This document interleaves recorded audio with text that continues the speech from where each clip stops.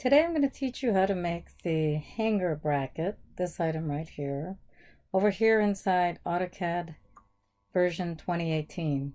The method I'm going to give you is the same for any version of AutoCAD, so whether you have 2018, 2019, or something newer, I imagine the process will be the same. First thing to do is look at your drawing and assess where is the best place to start. The major dimensions that we have on here is 5 inches. Some other dimensions to take note of is 1.5 inches, 1.88. We have a 2.7 here. We have an angular measurement over here. We have a 1.25 measurement over there. So when I look at all these measurements, I ask, what will I start with? I have so many different measurements to work with. So what will I start with? The best one to begin with, only because it's centrally located to everything, is this one. Now I think I drew that line incorrectly because I think that it actually goes a lot straighter, right about there. So we have this dimension here, which is our 5-inch dimension. We have this dimension here, which is, that's what the actual 5 inches measures to.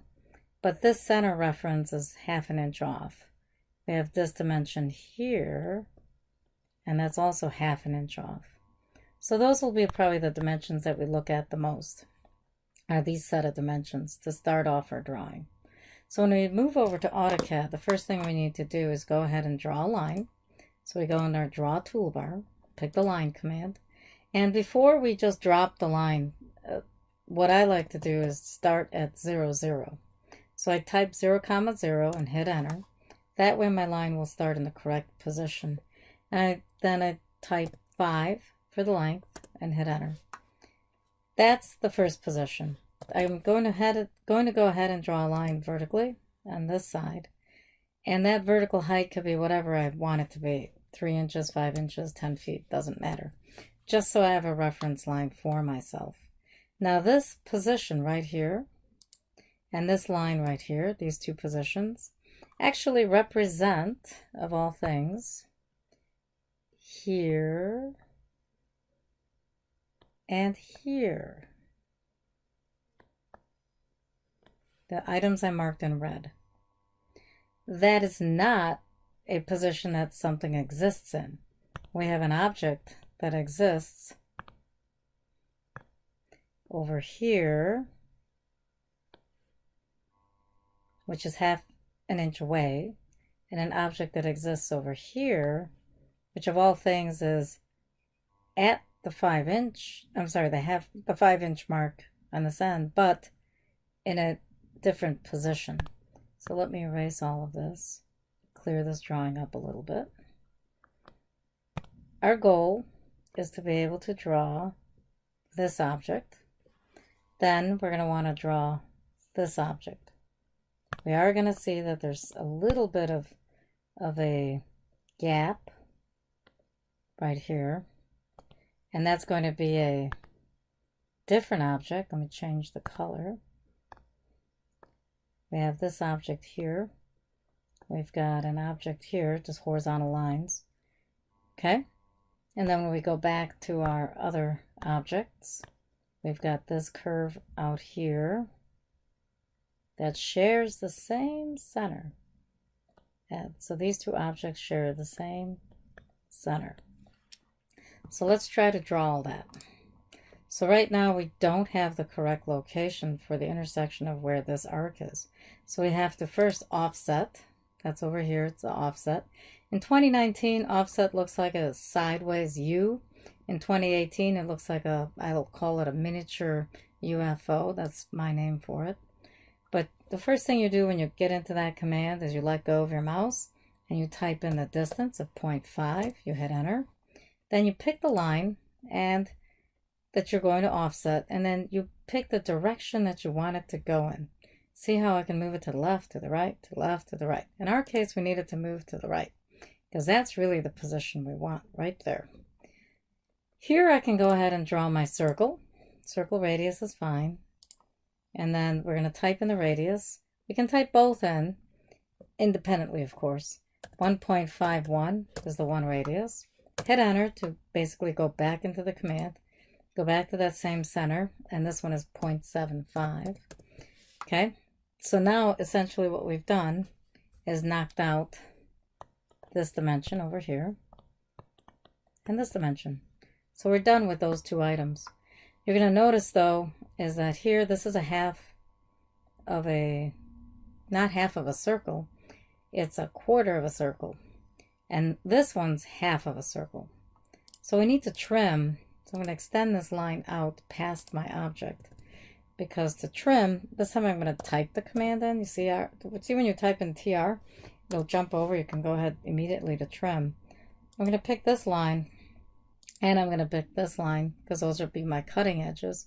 I'm going to right mouse button, then I'm going to pick this outer shape and trim it all the way back to only be the quarter cut, and then I'm going to trim this shape to only be the half cut, because that's what they are.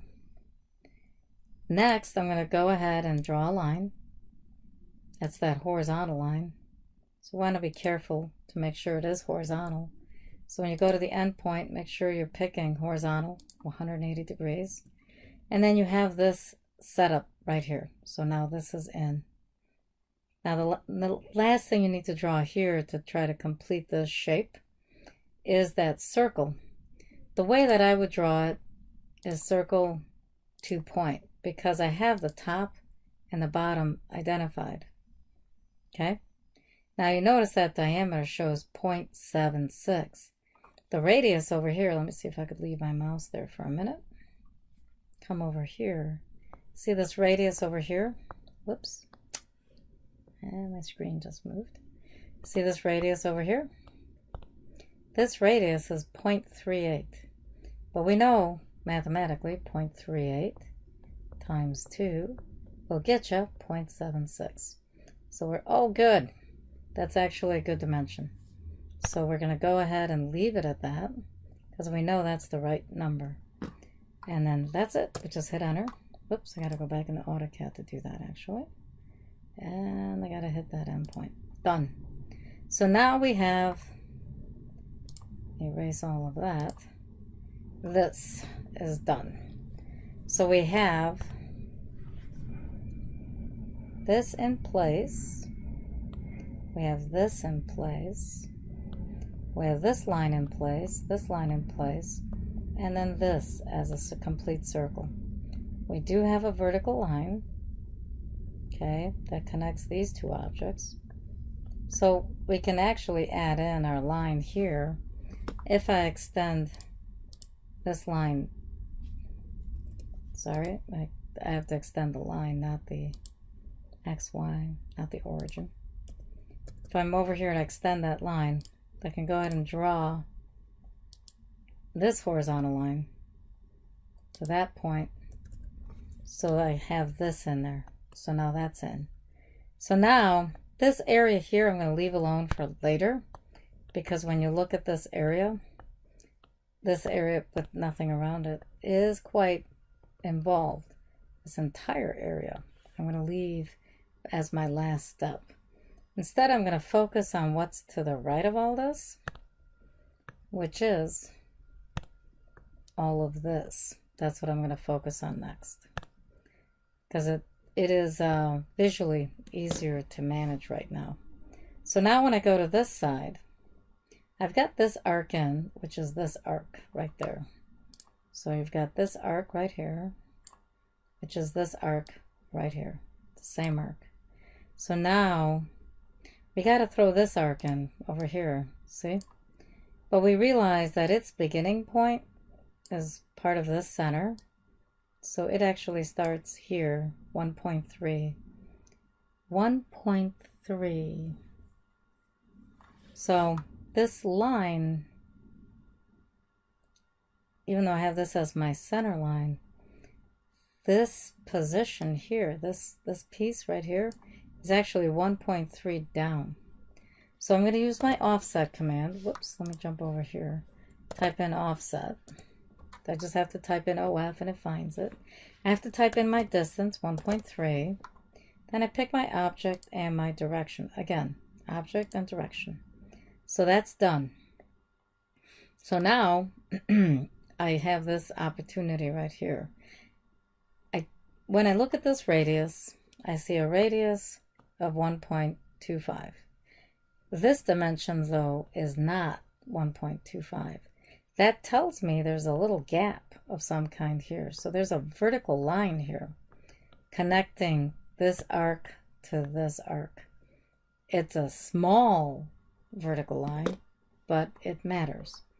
So we can't ignore it. So we're going to go ahead to make sure that there are no issues. We're just going to go ahead and draw a line straight down at that position. And now we're going to go to fillet. I'm going to type it in, F-I-L-L. When you see it, you can actually just pick it right off the list. So if I go to F-I, you see how filter comes up first? Just pick fillet. Now before you click on anything,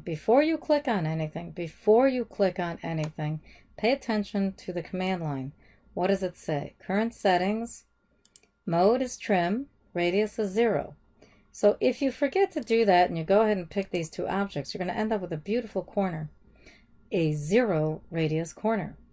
So now you know how to do a quick trim, but that doesn't help you because that's not what you want. You don't want a sharp corner, you want a radius corner.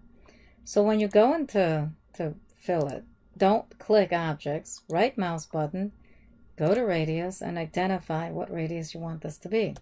1.25. Hit enter. Then you can pick these two objects. And voila, there's your radius. Next, the next object, when I look at this image here, is this arc over here. So if I change colors just to be different, I'll go with purple this time. And we've got this radius here. You're going to realize that it does not share the same center. Why? Because you see that dimension. That dimension is 1.5. 1.5 is not 1.25, for example, which is over here. Okay, so there's definitely something different. So, but that 1.5 position is from down here. So you need to offset. Okay, you're going to offset from this position up. So that's where offset comes in again. I love that command. It's one of my favorites. You're going to type in 1.5 and you're going to go from down here and go up. That is the center for this large arc. And that radius is 1.5. So you can go to circle or C. See how C is the first option is circle, enter. And then you pick that center and then you go down here and guess what? That's 1.5. That's it. You've thrown that in. From this position, if we look over here again, from this position, okay, because now we have this. We need a vertical line, but we don't necessarily need it to go any distance. We would like it to intersect neatly to where it needs to be. So we're going to draw a vertical line. Of all things, only 1.88 tall, so it matches that height. So we're going to draw a line from this center up 1.88, enter. And then I'm going to be even lazier and I'm going to go across. See this? I'm going to go across and type in 0.5. So what I've now defined is literally, if I take out my lines again, I've literally identified a line from this center up and across. So I've basically given you, or given myself, the center position for that circle, the little circle, this guy, the radius 38, sorry.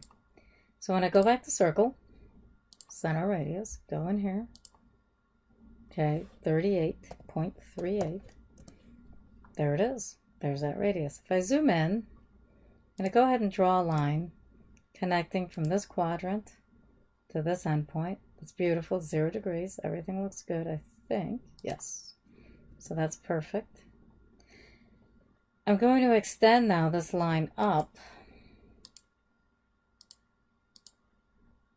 using my grips and draw another line up here at this quadrant and the cross. Now, if you're not getting quadrant snap and you're not seeing your tracking turning on, that means you have an issue down here. In the bottom right corner, you have all these snap settings. If you put your mouse over one of them, one of the options at the bottom, and then you just go to Object Snap Settings, right here, for example, you get into a place called Drafting Settings. Drafting Settings is very important. Snap and Grid, the first tab, I really don't use at all. Polar Tracking, I use a lot, and I set it to the most common incremental angle, which is 15. And I make sure, you can also change it to 5, but 5 is way too many clicks. So I like 15 because it's just a little better to work with. I always have my track using all polar angle settings on, and I always have relative to last segment. To me, that makes me work the most efficiently. I don't really like having absolute on, and I don't like track orthogonally only, because if you have that on, guess what? You're only going 90 degrees horizontal and vertical. That's it. And you want to have access to all your angles.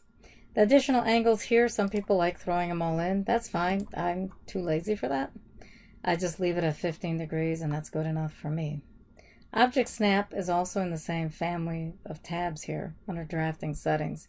Object Snap, I always have them set to endpoint, center, quadrant, intersection, and extension. And make sure that your Object Snap tracking is on. Same with Object Snap itself. That's a very important tool. The rest has its places, and they can be shown for other videos, but for now, these two tabs right here are very, very important. They're mission critical to help you be a more efficient CAD person. Polar Tracking and Object Snap. When you're done making sure those are set up correctly, you can hit OK. That's the only reason I can draw with this much efficiency. If I did not have those on, I wouldn't be able to do that. The next arc, or the next curve, is out here. If we go back over here, I'm going to change my color again. I'm going to change to a different color. I'm going to make it thicker. This guy right here, this is our next object. When I look at this one, it goes halfway, so it's half an arc, half a circle. Its radius here is specified as 2.45, and it does not share the same center with the other object. The reason I can tell is because when you see this up here, especially if you have it printed in front of you, you may not see it as clearly on a computer, but if it's printed in front of you, you will see this. This distance here is smaller than the distance from here to here. That's wider. That tells you that they don't carry the same center. So this one is actually part of this center. And this is the one that's part of this center. So it's a little trick of the eye. You actually have to have it printed in front of you to really see that. It's hard to see it on the screen. We'll be honest with you on that one. So on the screen, it might not be as blindingly obvious. So getting back over here, we could test that theory as well and say, hey, which center do I think that's on? So I'm going to go ahead and draw an arc, a circle, sorry, not an arc. Draw a circle, center radius. I'm going to draw it from here up, and I'm going to just touch that object. Now you're going to notice when you touch that object, you get 2.26. 2.26. You see that? Let me try not to use my pen to do that. See that 2.26 right there? This is 2.45. So we know something's definitely off. So let's try not that center. Let's try the other center, the one I was talking about. When you start here and go up, I get 2.46. So here I'm off, but I'm only, and I'll say that casually, but not too casually, I'm only off by 0.01. It is enough, of course. Any deviation from what the customer requires is grounds for communication with the customer. So this deviation has to be identified to them. But I'm going to extend my line down here and put in a dimension. I'm going to go ahead and go into annotation and pick circular out of my, not circular, radius out of my choices here. And make sure that my customer knows that this thing is off. And verify with them, what do they really want? Now I'm going to trim back these objects, what I don't need. I'm actually going to also trim over here, so I'm going to pick everything to trim that off. And then I'm going to remove the parts of that arc I don't need. So there you have it. There's this shape now formed. With this, I left that deviation reference there so that when I do make the final detail drawing, I make sure to tell my customer, hey, we have an issue there. I'm going to go back over to this side and trim off this part of the arc. I have my half circle there. I've got a half circle here. They're called arcs at this point. I've got this family over here. So now we've got everything done except this area. So now we're going to focus here. Now, remember what I said about the whole tracking business? Well, that's the reason I'm interested now in the tracking. Is because I've got this object, this area right here. I've got to draw my circle. Let me draw that. What's this distance? 1.25. See this? 1.25. I do need to do that. So let me draw. Should I draw? No. It is much better to offset. So I'm going to offset 1.25. Now offset the center line down. That is literally what this is right here, is the center of this. So now I have that defined. Okay? So I can now go to the circle command. I gotta cancel, sorry. Go to the circle command. Go ahead and identify that as my center. Go up here. That's a radius of 0.5. I'm good to go. I'm going to delete that reference line. I don't need it. Now, I got to draw a little circle in there. That's diameter of 0.5. So C for circle. Go into here. Now, it wants to put in radius. If I right mouse button and pick diameter, now I can type in the diameter. And the diameter is going to be 0.5 and hit enter. So now that's done. Everything looks good except for the fact that it's not an except, but we have to appreciate this reality on this side. See this? This is this line. I'm sorry, is that line. Let me just hit escape. That line, okay? Well, what do we notice? We notice that this vertical line does not correspond to what I really need, which is an angled line right here. So I have my center, but I need an angled line. So to do that, and I need that angled line to go as far out as here. That requires a little layout thinking. I've got 1.75 here. If I had a parallel line out here, it's a really bad parallel line I just drew. Let's try that one more time. About there. That would be 1.75 plus whatever the radius is, which is 0.50. So we need a line from this center to go, of all things, not straight down, vertical. We need it to be 15 degrees off. Well, what do we know? We know that we track at 15-degree angles, correct? Because that's what we set our tracking to. When we look at polar tracking, it's already set to 15 degrees. So that makes this project really simple because all I got to do is go at the right angle. Now, I just have to remember, is it 1.75 plus 0.5, would that work? Nope.